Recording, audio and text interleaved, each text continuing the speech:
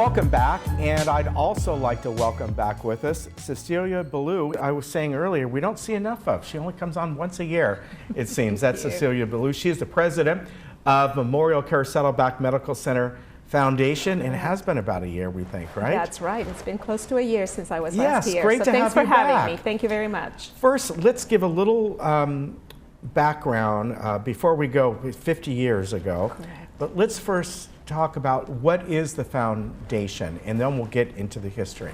So the foundation at Saddleback Medical Center is the arm of the organization that raises funds to be able to support the mission of Saddleback, which is to provide excellent health care to the community around us. And so we assist with bringing philanthropic dollars to meet that mission. And interestingly enough, the billing that we do when we provide services most of the time doesn't even begin to cover cost of what we do. Okay. So that is where we fit in, and our wonderful donors support the organization and assist us with that. Okay, and then sometimes it's in the form of a wing of the building or something. Correct. You know, a little bit more on the grand side, Correct. or like the Michael John years ago, and things like that. The breast center and donors, the blood donor center, and our all that. infusion center, our recent renovation, additional private rooms. There is a lot of different projects that we have done through philanthropy. Right. Now let's go back to history, 50 years, and we've got some photos here. And what we're looking at really of the hospital itself being built, which at the time, you know, you kind of see, this was just like this community. It may be hard to believe, folks, but this was out in the middle of nowhere. That's correct. I didn't live here at the time, but that's what I hear from everyone. Yeah, I didn't either. Yeah, but that is the story, certainly very different to what it is today. Yeah. So next month, July of 1969, the foundation received their very first gift. Wow, look at this. I know. Now, I mean, what you're kind of seeing there is just some of the hills. That's probably Mission Viejo, or what will become Mission Viejo. Right. It was probably Rancho Mission Viejo or Nellie Gale Ranch or whatever it was back then. But that's what's so incredible when you look at this, that how it started. That's correct. And it's definitely very different to what it is today, right? Yes.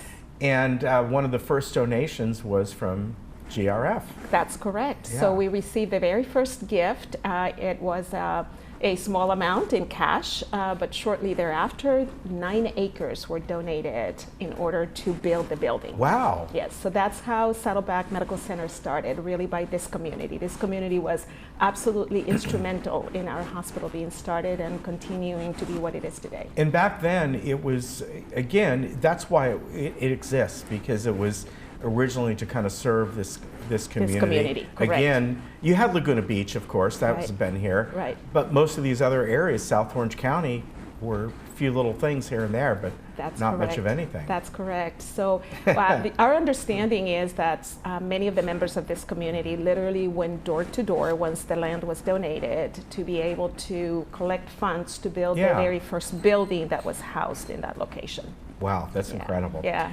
Now, along the way, of course, it's grown and grown and grown, and as we've talked about, you've had some great donors that have brought forth whole wings, or just maybe contributed in such a way that it really helped folks out. This is, by the way, this is what it looks like today. And really, you know, on the left side, you see Michael John. We know that here. Right. We just had the table tennis tournament. That's correct. Absolutely amazing couple who actually started their involvement with the hospital as volunteers. Yeah. And as time went by, they really made tremendous contributions. This building, the Critical Care Pavilion, was fully funded by philanthropy, and I would say that about 90% of the funds came from that family. Yeah. So we're very grateful for them and all of the other donors from this community. Now, in the next photos, we're going to see 3 photos here. Yes. And this is just an example of where the funds go to. Now, one side, that's the blood donor center. That is actually the infusion center. Oh, the infusion. The infusion center, fully funded by philanthropy. It was dedicated a couple of months ago. We saw our first 2 patients on Friday. And so there is chemotherapy and other infusion treatments that are there. It's a perfect location, very close to an area where you can park and come in. beautiful surroundings. The thought from our donor who helped us raise the money for this in memory of his wife who passed away a couple of years ago, Bill Howard. He wanted it to be spa-like, and so it's really a beautiful facility. When you have chemotherapy, usually you come in every day for 7 weeks, and so you want a beautiful location to be at. Oh yeah. And this is an example of our private rooms. Yes. So we finished our Imagine project, which when I was here last we talked about. We were towards the end of that project, which actually touched several areas of the hospital. One of them adding private rooms, which is a big deal for us and for our patients. We are landlocked, so being able to add private rooms is a little tricky, but we've been able to do that. And so we added, in this specific photo, we are in one of our areas where 86% of our rooms are private. Wow. Yes. And people do prefer that. Absolutely. Yeah, of course. Absolutely. And we wish we could have a private room for every patient, but we're getting there, but we're not quite there. Now, down below, is this just like a sort of a tranquil garden, sort of a Zen garden? Correct. So this is also something that has happened this year as well. It's been in the making for a little while. Once again, two wonderful sisters, residents of Laguna Woods, Colleen and Lorraine Blair, left us in their state. And one of the things they wanted us to do, which we had talked about for a while but didn't have the funds to do it, was to create some rooftop gardens where our patients would be able, and our staff and visitors would be able to just have a little bit of the outdoors in an inside area.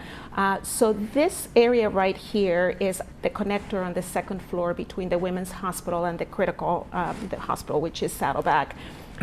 Those windows that you see on the side are all patient room windows. So it's wonderful to be able to have a patient and their family who can see a little bit of that respite area out there. The gardens were installed about a month ago, and everybody's just been having a great time with them. Once again, only possible by the support of our generous donors. It's interesting you see things like this, and years and years and years ago, hospitals were, for lack of a better term, a play on words, a sterile place. Yes, they should be. But I mean sterile in their environment. Because it was totally about the business at hand, and yes, patient care, but less about the calming effect or the wellness of the patient. Wellness wasn't even in the vocabulary back then. And you look at how things are now, and really what's come around is the understanding that if somebody's in there for several days, you want to give them a sense of just tranquil being, and they might be going through all these different kinds of treatments and all that. Let's make them as calm and comfortable and home-like as we can, and that wasn't thought of years ago. That's correct. I think there is a lot of research that has taken place in the last several decades about how healing environments like this, bringing the outdoors to the patient, really promotes healing. So it's a wonderful even thing. The colors that they use. Remember years ago, everything was that mauve and that. Yes, they're industrial-like too. Half gray walls. That's right. All that kind of stuff. That's right. So why don't you tell us how people, if they want to get involved with this, and donate. I know there's many different ways to do that. Correct. So our donors support us through, of course, cash, sometimes transfer of stocks, which really has a really great opportunity for our donors to be able to reduce their tax burden. Many of our donors also consider leaving us in their estate, transferring maybe a gift from the IRA. There are required distributions after age 70 and a half, and it allows them to bypass their adjusted gross income. So a lot of this have great tax deduction opportunities.